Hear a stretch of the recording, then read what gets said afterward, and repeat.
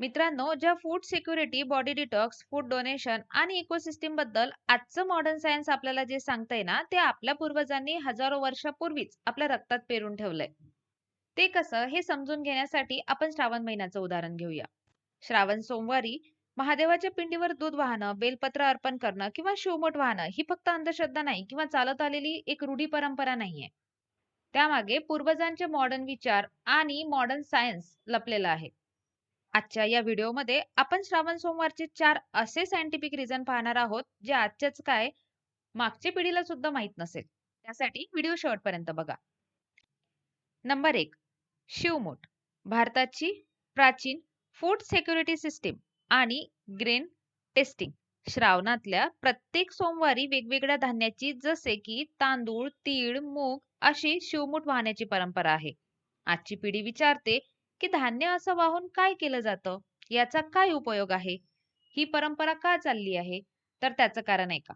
मित्रांनो, यामागे 2 मोठी कारणे आहेत. पहिलं कारण म्हणजे धान्य साठवणूक चाचणी. पावसाळ्यात दमट हवेमुळे गोदामातील म्हणजेच आपण जो वर्षभरासाठी स्टॉक करून ठेवतो, त्याला कीड किंवा बुरशी लागण्याची शक्यता असते.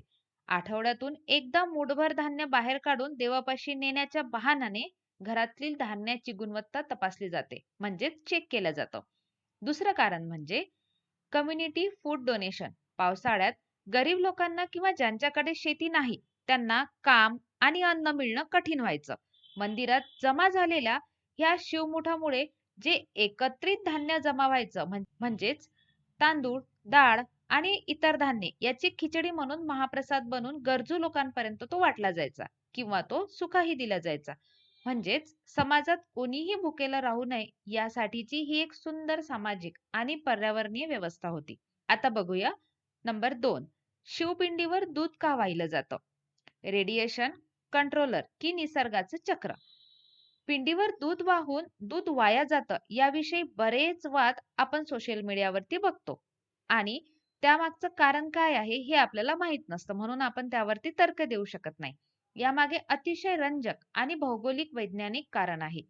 आपली प्राचीन शिवमंदिरे आणि शिवपिंड अशा ठिकाणी स्थापित केली जातात जिथे पृथ्वीची चुंबकीय ऊर्जा म्हणजेच मॅग्नेटिक एनर्जी सर्वात जास्त असते. शिवपिंड हे ऊर्जेचे एक केंद्र मानले जाते, जिथून सातत्याने उष्णता आणि लहरी उत्सर्जित होत असतात. दूध हे निसर्गतः एक उत्तम कूलंट म्हणजे कूलिंग एजंट आहे. जेव्हा पिंडीवर दूध वाहतात, तेव्हा ती उष्णता शांत होते आणि मंदिरात येणाऱ्या भक्तांना एक कमालीची मानसिक शांतता व पॉझिटिव्ह व्हायब्रेशन मिळतात. दुसरी गोष्ट म्हणजे पावसाळ्यात गाई म्हशी जे गवत खातात, त्यात काही विशिष्ट प्रकारची पावसाळी वनस्पती समाविष्ट असते, ज्यामुळे या काळातील दूध थेट पिण्यासाठी जड असते. ते वाया जाऊ नये म्हणून ते शिवपिंडीवर चढवून आणि तिथून थेट मातीत अर्पण केले जायचे, जे झाडासाठी नॅचरल फर्टिलायझर म्हणून काम करायचे. आता बघूया आपण नंबर 3. श्रावणातील उपवास, खास करून सोमवार. नोबेल पुरस्कार मिळालेले बॉडी डिटॉक्सिफिकेशन सायन्स. श्रावणात लोक मांसाहार सोडतात. काही सोमवारी कडक उपवास करतात. विज्ञानाच्या नजरेतून पाहिलं तर पावसाळ्यात आकाशात सतत ढग असतात, ज्यामुळे सूर्यप्रकाश कमी मिळतो. सूर्यप्रकाश कमी मिळाल्यामुळे आपली जी डायजेशन सिस्टीम आहे, पचन संस्था आहे, ती खूप मंदावते. म्हणजे या काळात जड किंवा मांसाहारी अन्न खाल्ल्यास अपचन होणे किंवा पोटाचे विकार होणे अशा समस्या आपल्याला निर्माण होतात. सोमवारी उपवास केल्याने शरीराला आणि पचन संस्थेला आराम मिळतो. उपवास केल्याने शरीरातील जुन्या आणि खराब झालेल्या पेशी स्वतःहून नष्ट होतात. तुम्हाला वाचून आश्चर्य वाटेल, पण याच आटोफागीच्या शोधासाठी 2016 मध्ये एका जपानी शास्त्रज्ञाला नोबेल पुरस्कार मिळाला आहे.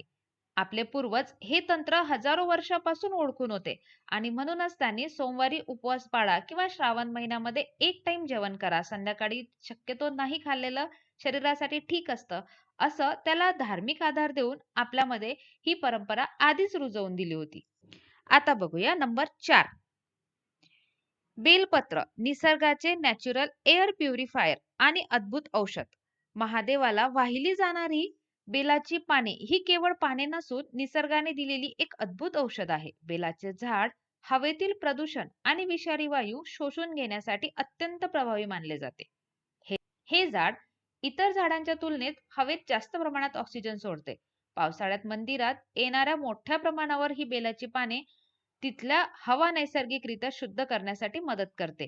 तसेच बेलाच्या पानात मार्मेलोसिन नावाचा एक घटक असतो, जो एक उत्तम नैसर्गिक अँटीबायोटिक म्हणून उपयोगात येतो, जो पावसाळी आजारापासून आपल्याला सुरक्षित करतो. लोकांनी या औषधी वनस्पतीची लागवड करावी, तिचे जतन करावे, म्हणूनच पूर्वजांनी हा पूर्ण घाट घातलाय, जे थेट महादेवाच्या पूजेशी जोडलं जातं.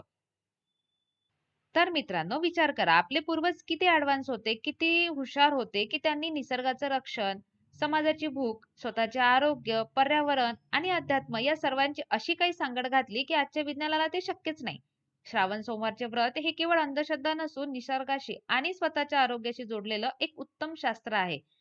आणि विशेष म्हणजे महादेवाच्या पिंडीवर दूध चढवणे, बेलपत्र चढवणे, शिवमूठ चढवणे ही कुठली अंधश्रद्धा नाही.